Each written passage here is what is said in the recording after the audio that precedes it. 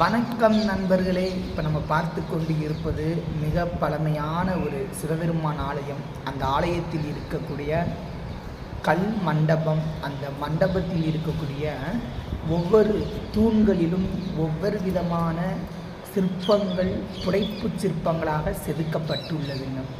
பார்ப்பதற்கே கண்ணை கவரும் விதத்தில் அமைந்துள்ளது. சில ஊர்களுக்கு அந்த ஊரில் இருக்கக்கூடிய மக்களால் பெருமை உண்டு. சில ஊர்களுக்கு அந்த ஊரில் இருக்கக்கூடிய கோவில்களால் பெருமை உண்டுங்க. அதே போல தான் இப்போ நம்ம பார்த்து கொண்டு இருக்கக்கூடிய இந்த கோவிலால் அந்த ஊருக்கு சிறப்புங்க. என்ன ஊர்? திருக்கழுக்குன்றம். இந்த ஊரில் அமைந்திருக்கக்கூடிய பக்த வச்சலேஸ்வரருடைய ஆலயத்தால் இவ்வூர் சிறப்படையுதுங்க. மிகவும் பழமையான ஒரு ஆலயம். மன்னர்களுடைய ஆட்சி காலகட்டத்தில் கட்டப்பட்டது. கிட்டத்தட்ட 1000 ஆண்டுகளை கடந்து கம்பீரமாக தமிழர்களின் கலைத்திறனுக்கு ஒரு சிறந்த எடுத்துக்காட்டாக இவ்வாலயம் விளங்குகிறதுங்க. இப்போ நம்ம பார்க்கக்கூடிய ஒவ்வொரு தூணிலையும் ஒவ்வொரு விதமான சிற்ப வேலைப்பாடுகள்.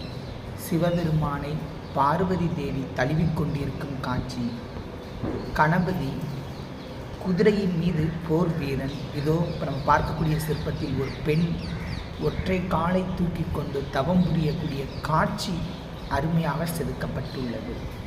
இந்த மாதிரி ஒவ்வொரு தூண்களிலும் ஒவ்வொரு விதமான சிலைகள் வடிவமைக்கப்பட்டுள்ளது. பார்ப்பதற்கே மிக பிரம்மாண்டமாக இருக்கிறது. கலை நுகம் வாய்ந்து ஒரு சிற்பக்கூடமாக இங்கே இருக்கக்கூடிய மண்டபங்கள் அமைந்திருக்குது. பாருங்கள், ஒரு குதிரையில் போர் வீரன், அந்த குதிரையின் காலுக்கு கீழ் மற்ற வீரர்கள் அமர்ந்து நிற்கிறார்கள். காட்சியை பாருங்கள், பார்ப்பதற்கே வியப்ப அளிக்கக்கூடியது. அடுத்த பகுதியில் பார்ப்போம்.